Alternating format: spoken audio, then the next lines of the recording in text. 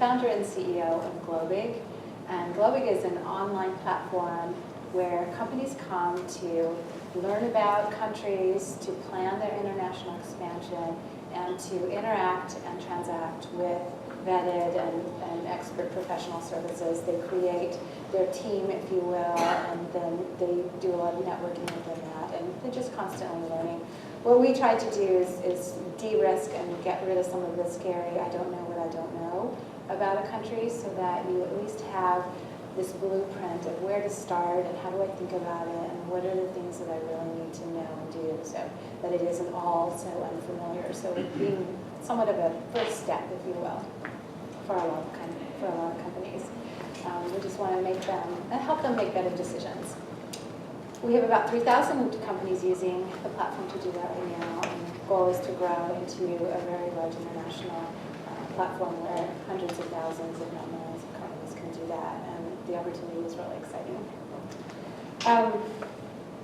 I've had the opportunity to take 12 different brands into 10 different countries, and every time I've done it, it's been a challenge and sometimes a nightmare where I never knew where to start and I never knew what to do. And what we want to do with this session is kind of consider ourselves, much as we said it was initially for startups, really, if you're going into a new country, you should assume that you are a startup.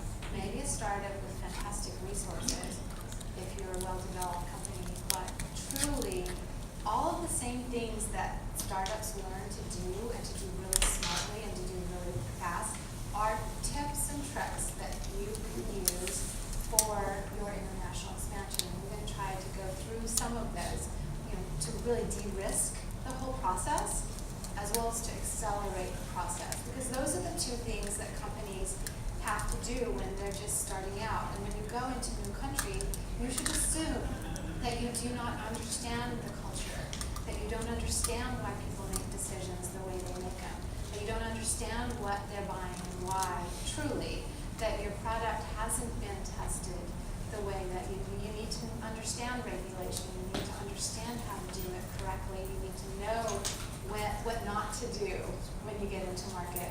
Those are all the things that young companies everywhere have to do, but I think we don't do that. Okay. I don't think we do that once we're established and we forget. So this is really the vision that we have for this panel, is to realize there are so many support services and there's so many really great processes to help you do this smarter and better and faster. So let me take a moment to introduce our esteemed panel. So we have Jane Booth with Globalization-Partners. Jane, tell us a little bit about yourself as well as your company, and then we'll go into questions and the exercises from there. Sure, thank you. My name is Jane Booth. I'm the Senior Director of Sales for Globalization-Partners. We are a global PEO, also known as a Global Employer of Record. And what we do is, when our clients want to expand fast overseas, they want to put boots on the ground in a new country, but they don't have any kind of subsidiary there, we will step in. So we will hire their people on their behalf in that local country. We will assign their time 100% back to the client. So the individual will walk and talk like the client's employee, but technically in country they're our employee. And it goes back to your comments about de-risking. It's our responsibility to take care of all local labor law, local payroll compliance, and our client is just free and clear to get on with developing the market in that country with the people on the ground. So it means they can get people on the ground within a few days and reduces risk. And essentially, they'll ultimately grow out of our model and eventually set up their own entity. But it's that try before you buy. It's that explore a country with boots on the ground before you're ready for your entity setup. As a company, we've been in business for 5 years, just starting our 6th year of business. We entered the Inc. 500 Awards for the first time this year, and we're very happy to land at recognition of the 6th fastest growing private company in the US, so number 6 out of the list of the Inc. 500, and we're also the fastest growing woman-owned business in the US as well. We're headquartered in Boston, and I work here on the West Coast with our West Coast operations team. Fantastic, thank you. And Matt, Sure. Matt Clark with Yeah. Globig. Yeah, my name is Matt Clark. I'm the VP of Sales for Globig. Anke covered very well what Globig is all about. My background, I've lived and worked in Latin America, Asia, Europe, and here in the U.S. And most recently, I've taken a couple companies into Europe to expand into Europe, the Middle East, and Africa. And I'll be talking today mostly focusing on developing sales channels and sales strategy, and some things to think about and some things to avoid. A lot of it is based upon experience, and so I'm happy to share that experience with you. And I'm really looking forward to this session. I think it's going to be a very good one. Thank you. Now we have Fernando Lopes with Eide Bailly. Yeah, thank you. I'm with Eide Bailly. Eide Bailly is a regional Midwest accounting firm, fastly growing throughout the West. We're about the 20th accounting firm in the U.S. right now. I was previously at Big Four accounting firms for about 20 years. I've worked in Silicon Valley, on the East Coast, in Atlanta, in Europe extensively, and basically I work in the international tax field and basically help companies who want to start operations, whether it be just sales from here, setting up distribution entities, setting up manufacturing, just helping their structure, their global structure, to make it very tax efficient and let companies really take advantage of the growth opportunities and minimize the risks, and of course take advantage of the low taxes that are available outside the U.S. I think that's actually a really great place to start, is really de-risking, because I don't think you can grow and accelerate if you haven't de-risked. So at the very beginning, before you go, you share, Fernando, like, what can you do to de-risk from your perspective? Well, from a tax perspective, the risk obviously is another layer of tax. You have operations here, you pay tax here.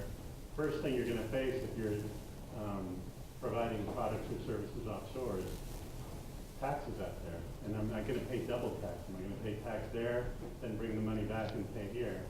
And the U.S. tax code provides remedies for that. You can take a foreign tax credit, but unless you structure your operations the right way outside the U.S. that takes into account how you're structured in the U.S., whether you're an individual, whether you're a U.S. partnership, whether you're an LLC, or whether you're a corp, each one is going to determine a different way of setting up offshore.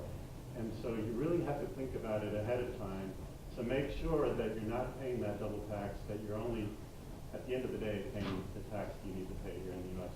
But if you go ahead up and set operations without contacting someone like me, then you get into trouble, and afterwards it can be very difficult to fix. Sometimes it's an easy fix, sometimes it's very difficult. So the best option is just to kind of contact anyone that knows about tax, international tax, and they can kind of set you straight and minimize your concerns, your stress, and the risk related to operating offshore. Yeah. So I do a lot of mentoring for fast-growing technology companies with different accelerators, and one of the things that we see is you move fast and you ask for forgiveness later, right? It's just such an awesome American mantra, and unfortunately that's not necessarily how other countries think about it, and they're not quite as forgiving on when you ask for forgiveness. So the fines are high, the potential for everything from fines to jail sentences truly exists, and some of these things are company breaking initiatives, and I know investors are a bit gun-shy around this. So as soon as we talk about international expansion, which they typically are forced to do very quickly, they're completely unprepared, and they're doing these things, jumping right in, not worrying about it until later. And one of the things that they often do is they will go into a country and hire a bunch of independent contractors because it's really quick and it's what you do in this country. And while we may have some laws around that, it's not nearly as serious as when you go abroad. So share a little bit about some of those risks and why is that maybe not the best idea? Yes, we see the independent contractor route as one of the immediate first steps that US companies take, and it can set up an enormous number of problems. I think that the first one is that just like the US, there is the risk of misclassification. You know, is this person really a contractor? Do they really have 3 or 4 clients? Or is it really your employee in disguise? And if this is your employee in disguise, just like you assess the 1099 situation in the US, you can also get those assessments working against you overseas. So, and those can, I think US companies are astonished about how much the penalties and fines can be if you get misclassified. So if you've got, for instance, an employee on a salary of 100K, social security costs overseas are inevitably an awful lot more than they are in the US. So let's say it's 30%. If you're found out, they will assume that the 100,000 that you're paying this individual, which you think you're paying a consulting fee, the government will see as net income, because you are the employer and you are responsible for withholding tax. So they will immediately gross this up for withholding tax. They will then add on 30-40% of payroll taxes on top. Then they will assess you for fines, penalties for breaking the law. And then on top of all of that, they'll assess you for interest on monies that you haven't paid. And then if it's going to go back 6 years, up to 6 years in some countries, and you've had this employee on board for 2 or 3 years, you could easily be looking at well north of $400,000 to fix it. And that's one employee. And that's one employee. Well, we do business in 150 odd countries, but the principle is very similar. Is about you would have your withholding grossed up, you would have your payroll taxes grossed up. I mean, you could go anything from 5% in Hong Kong to 40-something% in France. So you get your withholding taxes, you'll get fines, and you get penalties. So if you add all of those up, and some countries will go back a few years, then that number can get very big. So the other problem with independent contractors is that in many other countries, people are not comfortable with being an independent contractor, they'd rather be an employee. So you can well be limiting your talent pool in the first place. So while it can be an easy first step, you can have a number of problems created. The other thing, finally, is if you want to then set up a structure in that country and you want to set up a subsidiary, you've got this independent contractor where you could well end up grossing up the amount that you've paid them in order to make them an employee, and you can well have skewed your compensation structure for all of the employees in that country. So it's essentially going to cost you more money once you look at everybody's salaries as a benchmark in that country when you eventually do set up a sub. So there are a number of things that cause problems around independent contractors. Absolutely. From going in and trying to hire a team and getting a group of people going and running really fast, what are some things that you found to be able to accelerate that? Like, what were the tricks that you found were helpful? I think one of the things that I found was we have, without even knowing it, we have very American attitudes, or as an American company, we had a very American attitude when it came to hiring. And so when you're hiring salespeople, it was with a base, but a very aggressive commission, which when we were building the company in the US, that was part of our DNA, and we took that to Europe, and it was really culturally flipped, and especially when we got to places like Germany in particular, they are very risk adverse, and so the idea of having a component of your pay that you might not hit was just frightening to them. Versus the American point of view, it was, we'll throw the ball up as high as you can go, and you go get it, and you make a fortune if you're a salesperson. And we thought, this is great, they're going to love it. And parts of Europe, it worked, and parts of Europe, they just kind of got big eyes and thought, there's no way. And so we had this attitude of, there's one compensation model that we're going to use always. And we really had to learn is we have to make it fair across markets, but we have to adapt to the local market. And once we did that, then there was, we calmed the herd again, and everyone got calm and could get to the business of hitting those numbers.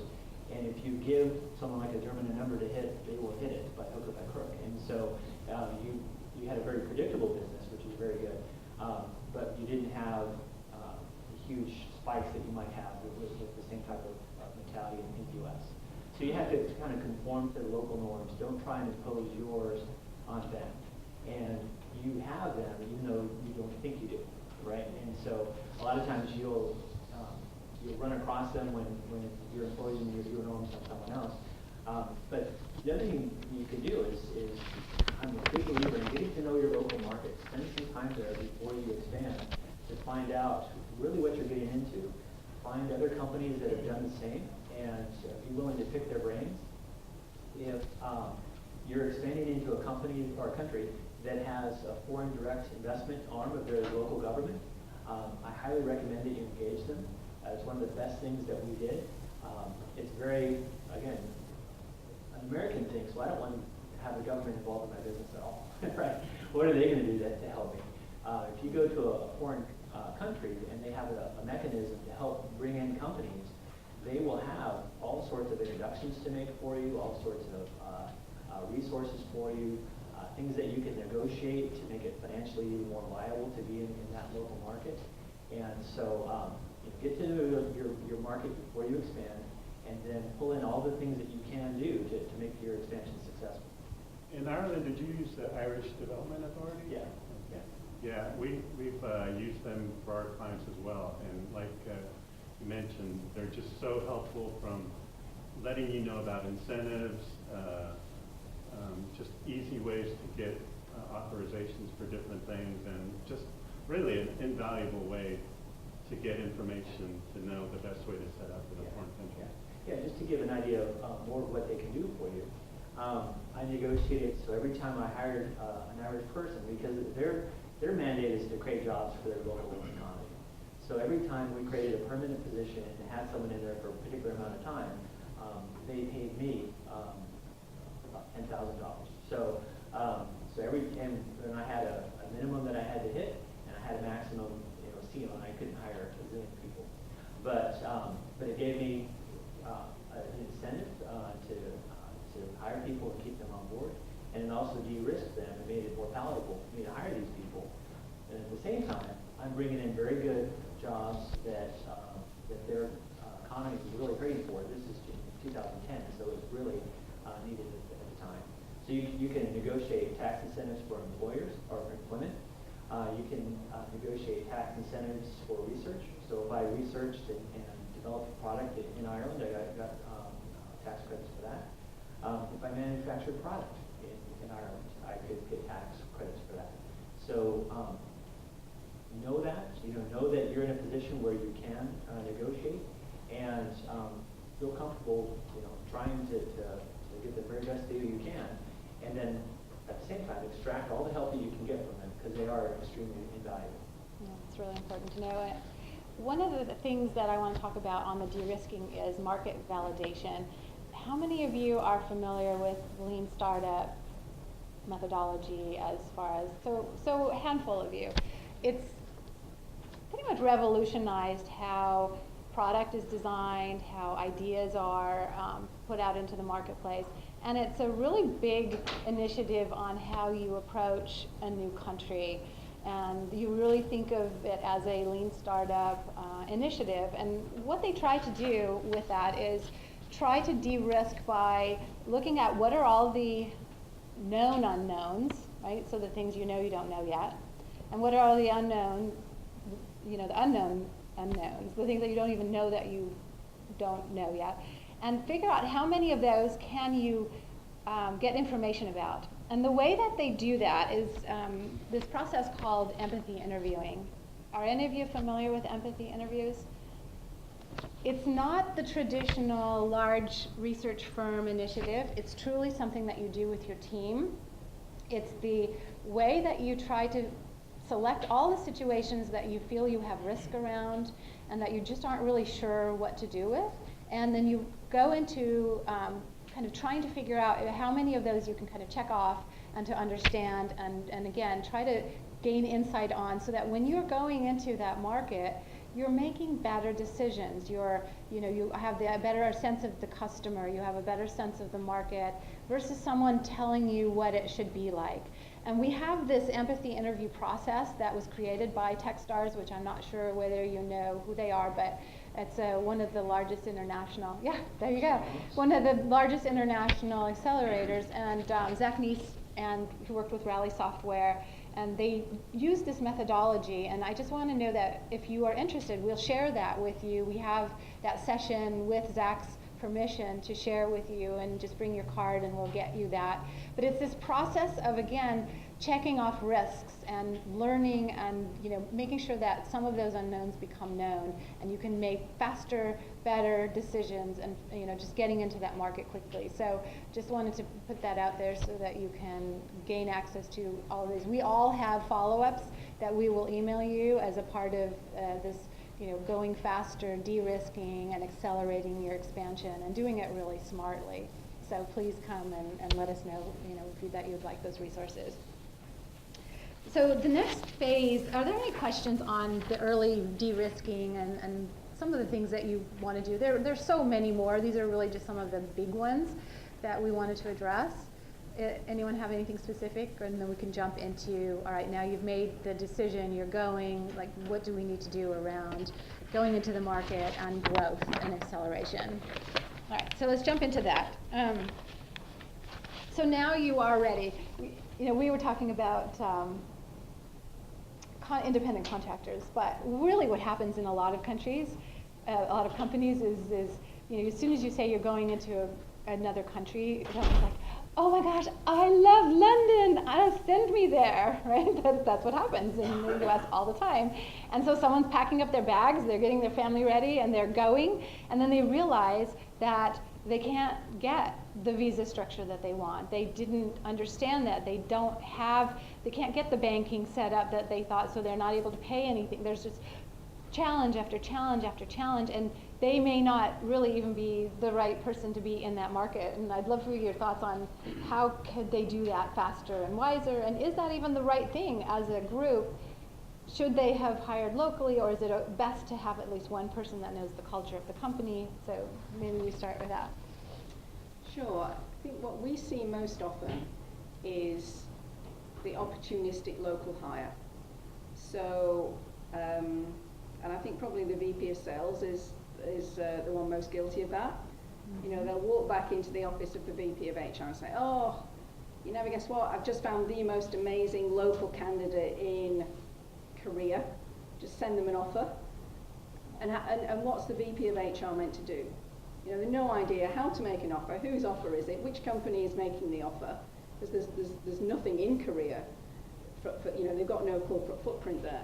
So I think that's what we see most often is because they've hit the issues that you've just mentioned, that the idea of the US national has very likely gone and visited regularly and developed some contacts that way, and then realized the difficulties of actually relocating there with all the issues around who's going to sponsor the visa and how do they actually live there, and then they move pretty quickly after that to let's find someone on the ground who can do this for us.